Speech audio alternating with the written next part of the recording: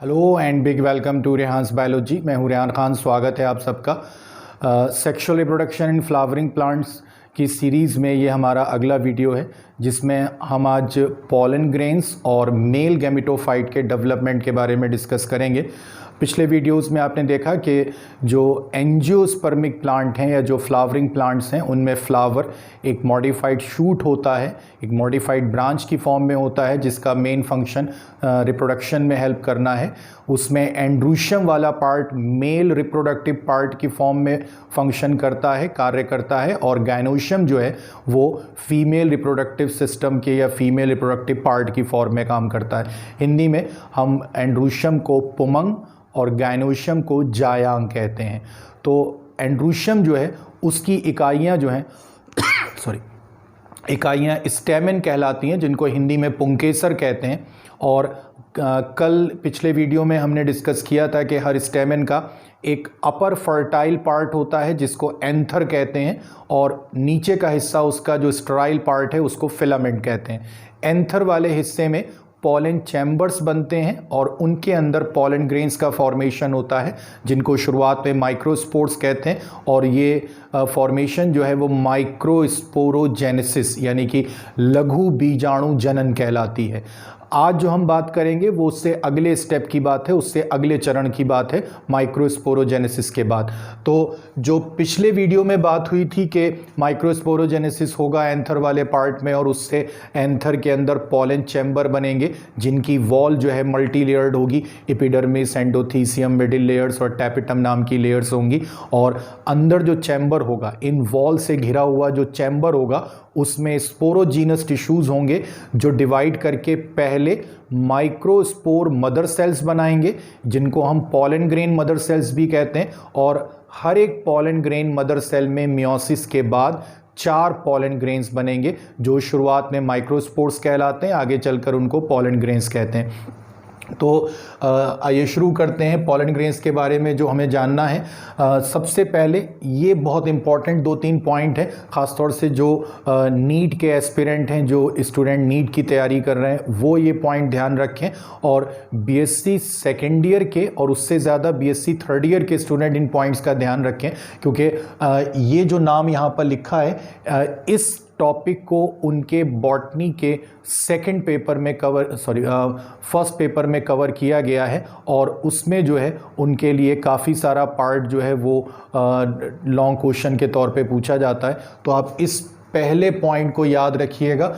Study of pollen grains called palynology. Pollen grains वैसे तो बहुत सूक्ष्म, बहुत माइन्यूट स्ट्रक्चर्स होते हैं, लेकिन वो इतने ज़्यादा वेरीड नेचर वाले हैं और इतने ज़्यादा उनकी इम्पोर्टेंस है कि उनकी स्टडी के लिए पूरी एक अलग ब्रांच बना दी गई है बायोलॉजी में, जिसको हम पैलाइनोलॉजी कहते हैं। तो बायोलॉजी की वो ब्रांच जिसमें पॉलन ग्रेन्स की स्टडी की जाती है, जिसमें परागकणों का अध्ययन किया जाता है, उसको पैलाइनोलॉजी कहते हैं। और उसी के साथ 2 और इम्पॉर्टेंट चीज़ें यहाँ पर लिखी हुई हैं। एक नाम है ये E.G. अर्टमैन, नाम याद रखिएगा स्पेलिंग के साथ में, E.O.G. ये पूरा नाम है इनका, E.O.G. एर्टमैन, ERDTMAN। इनको फादर ऑफ पैलाइनोलॉजी कहते हैं। पूरे विश्व में एर्टमैन को, ERDTMAN, एर्टमैन को फादर ऑफ पैलाइनोलॉजी माना जाता है। नॉर्मली उन साइंटिस्ट को किसी ब्रांच का फादर कंसिडर किया जाता है जिन्होंने उस ब्रांच के बारे में शुरुआती रिसर्च की होती हैं, इनिशियल वर्क किया होता है, बहुत सारी नई डिस्कवरीज उस ब्रांच के बारे में जो है उनके द्वारा की गई होती हैं, या उस ब्रांच को शुरू करने का क्रेडिट उनको दिया जाता है। तो एर्टमैन ने बहुत सारा काम जो है वो पॉलन ग्रेन्स के बारे में शुरुआत ही एर्टमैन ने की थी, पॉलन ग्रेन की स्टडी और उनके स्ट्रक्चर के बारे में जो भी नई डिस्कवरीज थी, तो इसलिए उनको फादर ऑफ पैलाइनोलॉजी कंसिडर किया जाता है। एक नाम और याद रखिएगा, P.A.A. नायर। ये इंडियन साइंटिस्ट हैं, P.A.A. नायर, और इनको भारत में पैलाइनोलॉजी का फादर माना जाता है, फादर ऑफ इंडियन पैलाइनोलॉजी। ये शायद आपके लिए नया पॉइंट हो सकता है, तो इसको बहुत अच्छे से याद रखिएगा। P.A.A. Nair is considered as father of Indian palynology. तो ये दो नाम आपको याद रखने हैं, एर्टमैन जिनको पूरे विश्व में पैलाइनोलॉजी का फादर माना जाता है, और PAA नायर जिनको भारत में पैलाइनोलॉजी का फादर माना जाता है।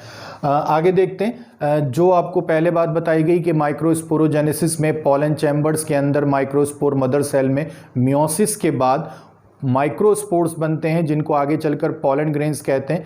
तो पॉलन ग्रेन्स जो हैं वो यूनिन्यूक्लिएट हैप्लॉइड माइन्यूट स्ट्रक्चर्स हैं जिनके चारों तरफ दोहरी भित्ति होती है, सराउंडेड बाय 2 लेयर्ड वॉल, और उसमें आउटर लेयर एक्साइन और इनर लेयर एंटाइन कहलाती है। तो यूनिन्यूक्लिएट स्ट्रक्चर्स हैं, ये एक पॉलन ग्रेन का स्ट्रक्चर है, इसमें एक केंद्रक है। आप एक्चुअली उसकी दूसरी स्टेज देख रहे हैं, लेकिन अर्ली स्टेज में उसमें एक ही न्यूक्लियस होता है। तो यूनिन्यूक्लिएट स्ट्रक्चर है। हैप्लॉइड हिंदी में कहते हैं आगुणित। जो स्ट्रक्चर मियोसिस डिवीजन के बाद बनेगा वो नेचर में हैप्लॉइड होता है। और आपने अगर इससे पहले इस शब्द पे कभी ध्यान नहीं दिया है तो आज इस पर ध्यान दीजिएगा कि हैप्लॉइड उन स्ट्रक्चर्स को कहते हैं जिनके न्यूक्लियस में क्रोमोसोम्स अनपेयर्ड सेट की फॉर्म में होते हैं, यानी कि दो दो क्रोमोसोम के जोड़े नहीं होंगे, अकेले अकेले क्रोमोसोम होते हैं। और ऐसा इसलिए होता है क्योंकि उस सेट में जो क्रोमोसोम्स हैं वो एक दूसरे से बिल्कुल डिफर होते हैं, और वो क्रोमोसोम जो हैं वो एक ही पेरेंट से आए हुए होते हैं, और आपस में वो इतने ज़्यादा अपनी लेंथ में, अपने शेप में, अपने साइज़ में इतने वेरिएबल होते हैं कि वो आपस में जोड़े नहीं बना पाते हैं। तो बिना जोड़े के अनपेयर्ड क्रोमोसोम का अगर कोई सेट है तो वो हैप्लॉइड सेट कहलाएगा, आगुणित सेट कहलाएगा, और वो मियोसिस के बाद बनता है। तो ये मियोसिस के बाद बनते हैं pollen grain, pollen mother cell से, इसलिए हैप्लॉइड है। और माइन्यूट, बहुत सूक्ष्म संरचना है, माइक्रोस्कोप से आप बहुत अच्छी तरह इनको देख सकते हैं। नेकेड आइज से आपको बिल्कुल पाउडर के जैसा इनका मास या इनका समूह दिखेगा, लेकिन माइन्यूट पार्टिकल जो हैं वो अगर अच्छी तरह देखने हैं तो माइक्रोस्कोप का इस्तेमाल करना होगा। माइन्यूट स्ट्रक्चर्स हैं, दोहरी भित्ति चारों तरफ होती है। ये खास कैरेक्टर है पॉलन ग्रेन्स का कि हर पॉलन ग्रेन में एक अंदर की तरफ जो भित्ति है, ये वाली जो भित्ति है जो अंदर की तरफ है, इसे कहते हैं एंटाइन। ये एक समान होती है, एंटाइन एक समान, एक जैसी, और सेलुलोज की बनी हुई होती है, सेम थिकनेस की होती है, और ये अंदर की तरफ लेयर है।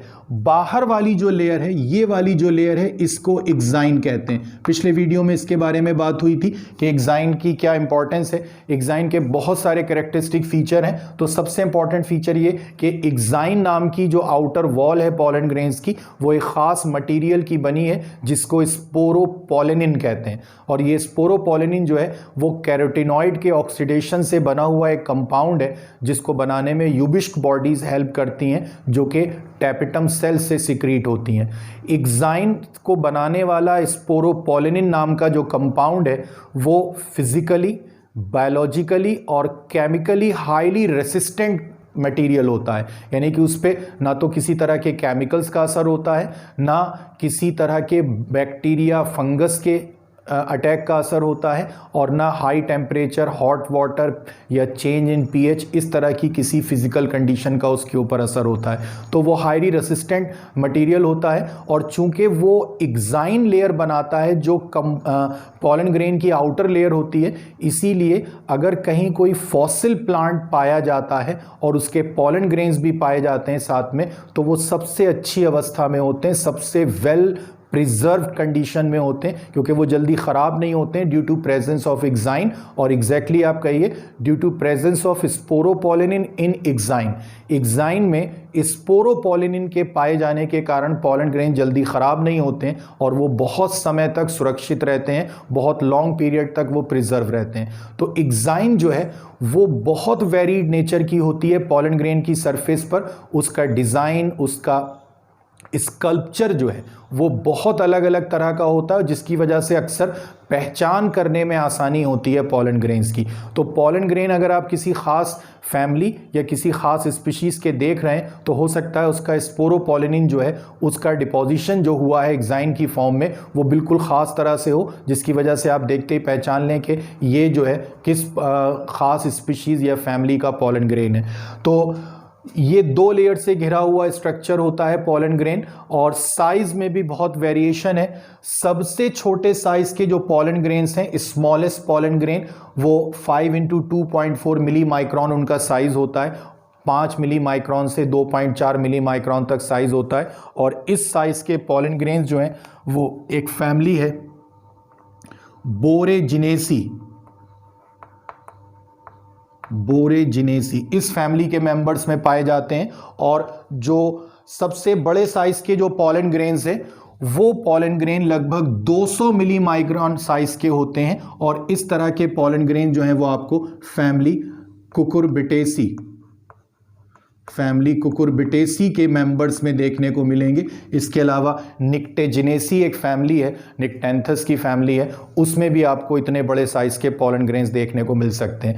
तो साइज में बहुत वेरिएशन है।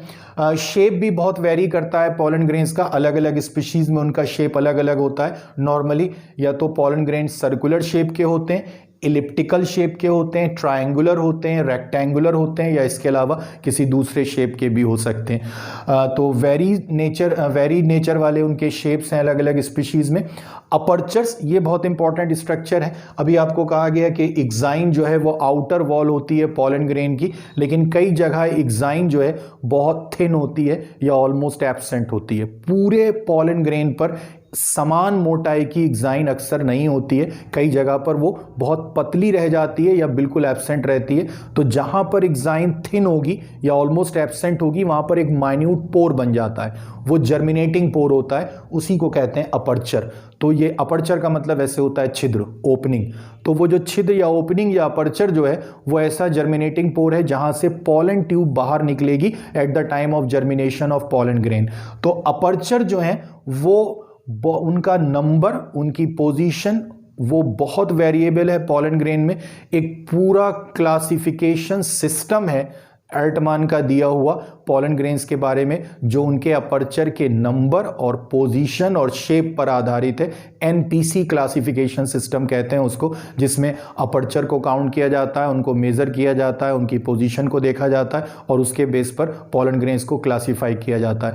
वो बहुत डिटेल में और बहुत कॉम्प्लिकेटेड टॉपिक है। आपके लेवल से मीन्स अगर आप नीट के एस्पिरेंट हैं, 12th क्लास के स्टूडेंट हैं या बीएससी 3rd ईयर के स्टूडेंट हैं, तो आपके लिए बहुत ज़्यादा इंपॉर्टेंस का वो नहीं है, तो फिलहाल आप उसको छोड़ सकते हैं। बस ये याद रखिएगा कि अपर्चर जो हैं वो थिन माइन्यूट ओपनिंग होती हैं या फिर ऐसे एरियाज़ होते हैं एक्साइन पर जहाँ पर एक्साइन थिन हो जाती है या ऑलमोस्ट एब्सेंट होती है और वो जर्मिनेटिंग पोर की तरह काम करते हैं। नंबर उनका वेरिएबल है, 1 से लेकर और कई तक आपको अपर्चर मिल सकते हैं। और अक्सर उनका क्लासिफिकेशन जो तय किया जाता है पोलन ग्रेन्स का अपर्चर के बेस पर, अगर एक अपर्चर है पोलन ग्रेन में तो ऐसा पोलन ग्रेन मोनोट्रीम कहलाता है, 2 अपर्चर है तो डाईट्रीम, 3 है तो ट्राईट्रीम। इस तरह से उनका क्लासिफिकेशन एनपीसी सिस्टम में किया जाता है। तो मॉर्फोलॉजिकली पोलन ग्रेन्स जो हैं उनके कैरेक्टरिस्टिक्स ये हैं।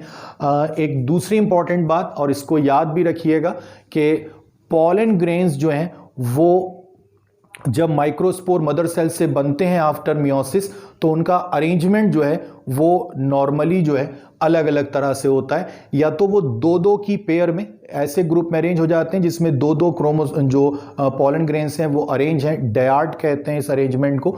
या जो सबसे कॉमन अरेंजमेंट है टेट्राड, 4 पोलन ग्रेन्स एक ग्रुप में अरेंज हो गए। अब ये टेट्राड जो है वो बहुत वेरीड नेचर का होता है, उसमें जो अरेंजमेंट है 4 पोलन ग्रेन्स का वो टेट्राहेड्रल हो सकता है, लीनियर हो सकता है, आइसोबाइलेटरल हो सकता है, टी शेप्ड हो सकता है। तो ये बहुत वेरीड नेचर का है, लेकिन ये सबसे कॉमन है, आप इसको नाम को याद रखिएगा।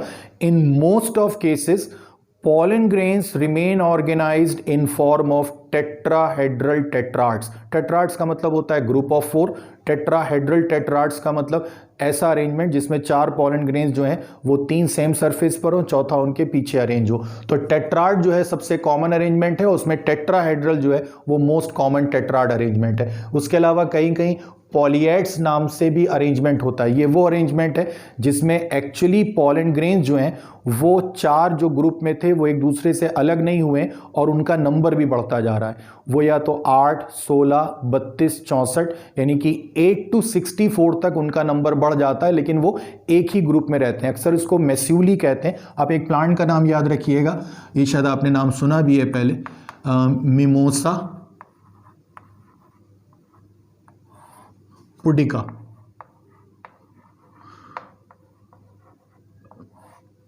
टच मी नॉट या छुई मुई कहते हैं इसको। मिमोसेसॉइडी फैमिली है, सब फैमिली लेग्यूमिनोसी की, उसका मेंबर है मिमोसा पुडिका। इस प्लांट के अंदर आपको पॉलीएड्स देखने को मिलेंगे जहां पर एक ही एंथर के अंदर 8, 16, 32 या 64 तक पॉलन ग्रेन एक ग्रुप में अरेंज रहते हैं। तो मिमोसा पुडिका एग्जाम्पल है उसका। एक और बहुत स्पेशल कंडीशन है जिसमें पॉलन ग्रेन्स जो हैं वो पॉलिनिया की फॉर्म में अरेंज रहते हैं। पॉलिनिया क्या होते हैं? पॉलिनिया जो है वो एक्चुअली, जो आपको ऑलरेडी पता है कि एंथर जो है वो इस तरह से 2 लोब्स की फॉर्म में होते हैं।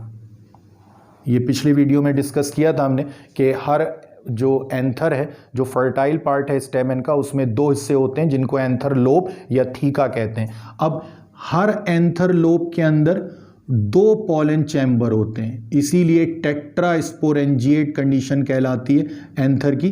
तो ये जो पॉलन चैम्बर्स हैं, 2 इस एंथर लोब में और 2 इस एंथर लोब में, टोटल 4 पॉलन चैम्बर्स हो गए। लेकिन कुछ प्लांट्स में एक एंथर लोब के दो पॉलन चैम्बर्स हैं, इनके पॉलन ग्रेन्स एक साथ एक मास की फॉर्म में या एक ग्रुप की फॉर्म में अरेंज हो जाते हैं। या आप कहिए जो एक एंथर लोब है वो पूरा एक इस तरह से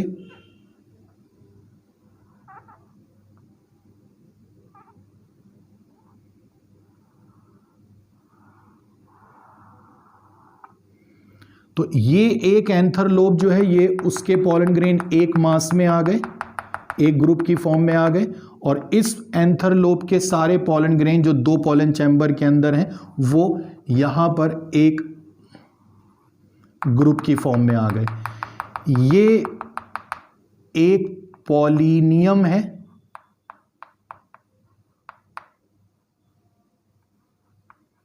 और ये दूसरा पॉलिनियम है। ये सिंगुलर है, इनका प्लूरल फॉर्म होता है पॉलिनिया। तो ये जो है 2 पॉलिनियम है और ये एक एंथर को रिप्रेजेंट कर रहे हैं। एक पॉलिनियम एक एंथर लोब को, दूसरा पॉलिनियम दूसरे एंथर लोब को। और ये जो आगे डिस्क है ये एक अडेसिव चिपकने वाली डिस्क है और ये जाकर गायनोशियम के स्टिग्मा के साथ जुड़ जाती है।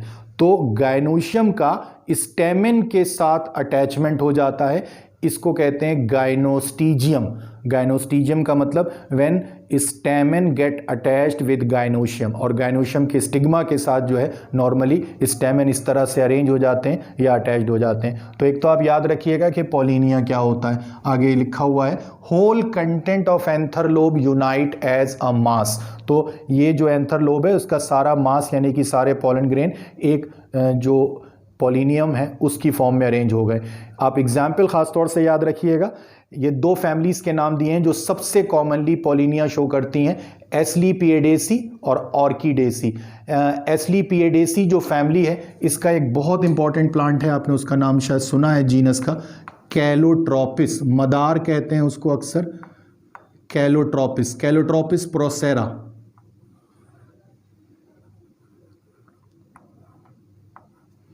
कैलोट्रोपिस। तो कैलोट्रोपिस में सबसे कॉमनली आपको पॉलिनिया देखने को मिलेंगे। कॉम्पिटिटिव एग्जाम वाले स्टूडेंट अच्छे से नोट करिएगा इस बात को कि जो कैलोट्रोपिस नाम का प्लांट है एस्लीपिएडेसी फैमिली में, उसमें बहुत कॉमनली पॉलिनिया देखने को मिलते हैं। और ऑर्किडेसी जिनके मेंबर्स को आमतौर पर आप ऑर्किड्स कहते हैं, सबसे सुंदर पुष्पों वाले, मोस्ट ब्यूटीफुल फ्लावर्स वाले जो प्लांट्स हैं अमंग फ्लावरिंग प्लांट्स, वो ऑर्किड्स होते हैं, फैमिली ऑर्किडेसी के मेंबर्स।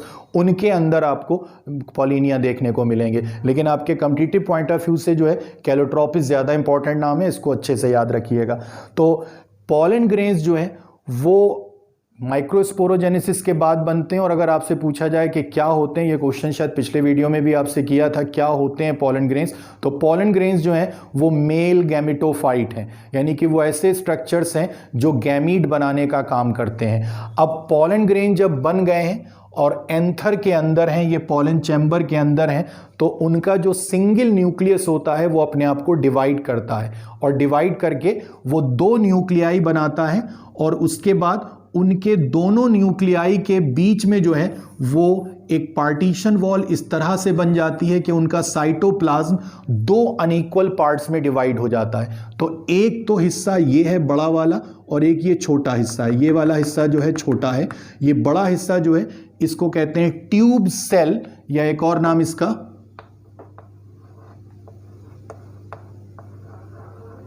वेजिटेटिव सेल भी होता है।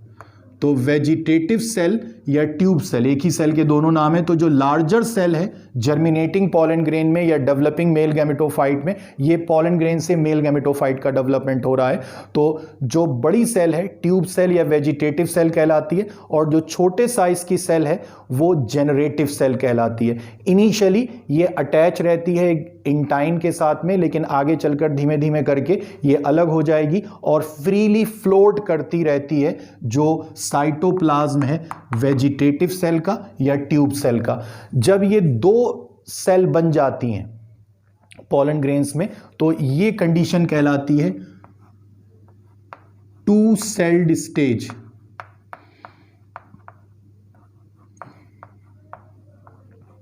और ये 2 सेल्ड स्टेज जो है, जरूर याद रखिएगा इस पॉइंट को, इन मोस्ट ऑफ डाइकॉट्स जब पोलन ग्रेन्स 2 सेल्ड स्टेज में होते हैं, अधिकांश द्विबीजपत्री पौधों में जब पोलन ग्रेन अपनी द्विकोश की अवस्था में होते हैं, 2 सेल्ड स्टेज में होते हैं, तभी एंथर्स जो हैं उनकी वॉल रप्चर करती हैं, पोलन चैम्बर वॉल रप्चर करती हैं, फट जाती हैं, और वहां से पोलन ग्रेन्स निकलते हैं और उनका पॉलिनेशन होता है, परागण होता है। या तो वो अपने ही फ्लावर के गाइनोशियम के स्टिग्मा पर या किसी दूसरे फ्लावर के गाइनोशियम के स्टिग्मा पर ट्रांसफर हो जाते हैं, जिसको पॉलिनेशन कहते हैं। तो आपके लिए जो इंपॉर्टेंट बात है वो ये, अगर आपसे पूछा जाए कि in most of angiosperms at the time of pollination pollen grains are under stage of 2 celled, 3 celled, 4 celled, 5 celled, तो डेफिनेटली 2 सेल्ड स्टेज में होते हैं पोलन ग्रेन, यानी कि उनमें एक ट्यूब सेल और एक जनरेटिव सेल होती है।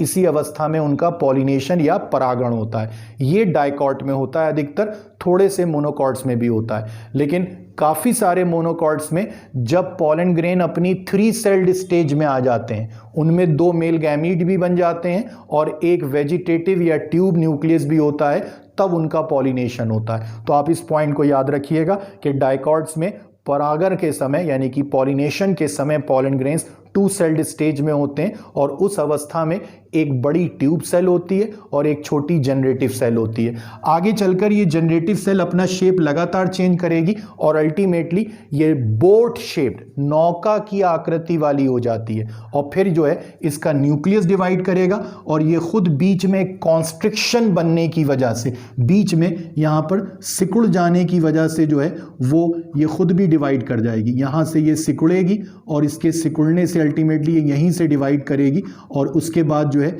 ये 2 मेल गैमीट में इस तरह से बदल जाएगी। यहां से ये भी 2 मेल गैमीट में बदलेगी, ये 2 मेल गैमीट बन गए। जब ये मेल गैमीट बनने का समय आता है, एक्चुअली तब तक पोलन ग्रेन का पॉलिनेशन हो चुका होता है, ये स्टिग्मा पर पहुंच गए होते हैं गाइनोशियम के, और वहां पहुंचने पर नमी को पाकर, आसपास नमी है उसको पाकर, कुछ मिनरल्स की प्रेजेंस में, बोरॉन सबसे इंपॉर्टेंट नाम याद रखिएगा, बोरॉन जो है BORON, बोरॉन ऐसा मिनरल है जो सबसे ज्यादा पोलन ट्यूब की ग्रोथ को प्रमोट करता है। तो बोरॉन जैसे मिनरल और मॉइस्चर की प्रेजेंस में जो इंटाइन है, अंदर वाली जो भित्ति थी पोलन ग्रेन की, उसको जिस अपर्चर से मौका मिलता है निकलने का, वो एक ट्यूब की फॉर्म में बाहर निकल आती है। इसको कहते हैं पोलन ट्यूब या पराग नली। तो ये पराग नली या पोलन ट्यूब जो निकलती है, ये मेल गैमीट जो जनरेटिव सेल के डिवीजन से बनेंगे, वो इसी पोलन ट्यूब के थ्रू ओव्यूल के अंदर पहुंचेंगे और फिर वहां एम्ब्रियो सैक के अंदर जाएंगे जहां ये फर्टिलाइजेशन में पार्ट लेंगे। चूंकि ये non flagellated non nucleated male gamete हैं तो ये खुद मूव नहीं कर सकते। इनके लिए जो ट्रांसफ़र करने का जो मीडियम है, इनको स्थानांतरित करने का जो माध्यम है वो पॉलन ट्यूब है। जो वेजिटेटिव सेल थी या ट्यूब सेल जो थी बड़ी वाली, जिसका न्यूक्लियस ये है जो कोई काम नहीं करती है और यूजलेस है, तो इसका न्यूक्लियस कुछ समय तक तो पॉलन ट्यूब में रहता है, फिर ये भी डीजनरेट कर जाता है। सही तरीका वैसे ये है कि जब ये जर्मिनेटिंग पॉलन ग्रेन जो आपको दिख रहा है जिसमें एक पॉलन ट्यूब है, 2 मेल गैमीट हैं और ये डीजेनरेटिंग ट्यूब न्यूक्लियस है, तो एग्जैक्टली आपको इस स्ट्रक्चर को मेल गैमेटोफाइट कहना चाहिए। लेकिन चूंकि ये स्ट्रक्चर डेवलप हुआ है पॉलन ग्रेन से, तो डायरेक्टली पॉलन ग्रेन को ही मेल गैमेटोफाइट कह देते हैं। वो एक गैमीट बनाने वाला स्ट्रक्चर है, लेकिन जर्मिनेटिंग पॉलन ग्रेन जो है एक्चुअली वो मेल गैमेटोफाइट है। अब ये पॉलन ट्यूब जो है नॉर्मली एक पॉलन ग्रेन के जर्मिनेशन से एक ही पॉलन ट्यूब बनती है। इसको मोनोसाइफोनस कंडीशन कहते हैं, मोनोसाइफोनस कंडीशन।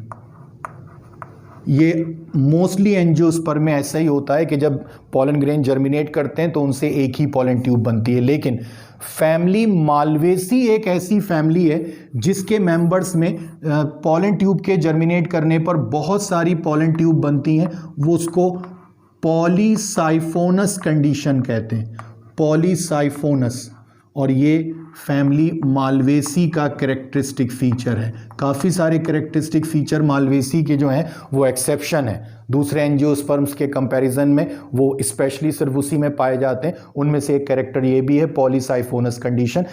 15-16 तक पॉलन ट्यूब निकल सकती हैं एक पॉलन ग्रेन के जर्मिनेशन से मालवेसी में, लेकिन काम उसमें से एक ही करती है। किसी एक पॉलन ट्यूब के थ्रू ही मेल गैमीट ट्रांसफ़र होगा, बाकी ख़त्म हो जाती हैं। तो पॉलन ट्यूब के बनने पर ये मेल गैमीट आगे ट्रांसफ़र होंगे और ओव्यूल में पहुंचेंगे जहां पर एम्ब्रियो सैक का डेवलपमेंट हुआ है और फिर वहां जाकर ये फर्टिलाइजेशन में पार्ट लेंगे। तो ये फिलहाल जो थी पॉलन ग्रेन की बात थी और उससे मेल गैमेटोफाइट का डेवलपमेंट कैसे होता है इसकी बात थी। उम्मीद है आपको काफ़ी सारे पॉइंट समझ में आए होंगे। और इसके बाद हम देखेंगे कि जो गायनोशियम वाला पार्ट है उसमें ओव्यूल कितने तरह के होते हैं, क्या स्ट्रक्चर होता है, उनके अंदर मेगास्पोरोजेनेसिस कैसे होती है, और उसके बाद फिर फर्टिलाइजेशन क्या होता है, डबल फर्टिलाइजेशन क्या होता है, एंडोस्पर्म का डेवलपमेंट कैसे होता है, क्या उसका फंक्शन है, और एम्ब्रियो का डेवलपमेंट कैसे होता है और उसके बाद में क्या क्या स्ट्रक्चर बनते हैं। तो आगे आपके लिए बहुत सारे इंपॉर्टेंट वीडियो आने वाले हैं जिसमें आप sexual reproduction in flowering plant की सीरीज़ में बहुत आगे और दूसरे इंपॉर्टेंट एस्पेक्ट भी डिस्कस करेंगे। और कम्पिटिटिव पॉइंट ऑफ व्यू से ये बहुत इंपॉर्टेंट चैप्टर है। एक्चुअली पूरी प्लांट एम्ब्रियोलॉजी जो है वो इसी चैप्टर में समझाई गई है आपको, आपके लेवल पर, 12th क्लास के लेवल पर। तो डेफिनेटली ये आगे आपके लिए बहुत इंपॉर्टेंट वीडियो आने वाले हैं। तो जो लोग आज पहली बार रेहांस बायोलॉजी पर आए हैं, आप रेहांस बायोलॉजी को सब्सक्राइब कीजिए, शेयर कीजिए, लाइक कीजिए। अगर आपको कोई पॉइंट समझ में नहीं आया तो प्लीज़ कमेंट करके पूछिए, कोशिश करूँगा कि अलग से आपको जो है कोई, या तो अगर कोई इंपॉर्टेंट पॉइंट है जो छूट गया है या आपको नहीं समझ में आया है तो उसके लिए अलग से वीडियो बनाऊं, या फिर कोई ऐसी चीज़ है जिस पर आपको अलग से ज़्यादा एक्सप्लेनेशन चाहिए तो फिर उसके बारे में भी डिस्कशन करेंगे। तो फिलहाल जो आज हमने बात की है, आप चाहें तो इसका स्क्रीनशॉट ले सकते हैं और कुछ इंपॉर्टेंट पॉइंट यहाँ पर हैं, उनको ख़ास तौर से याद रखिएगा। पैलाइनोलॉजी के बारे में बात हुई है, फादर ऑफ पैलाइनोलॉजी के बारे में बात हुई है, ये बहुत इंपॉर्टेंट पॉइंट है, इनको ज़रूर याद रखिएगा।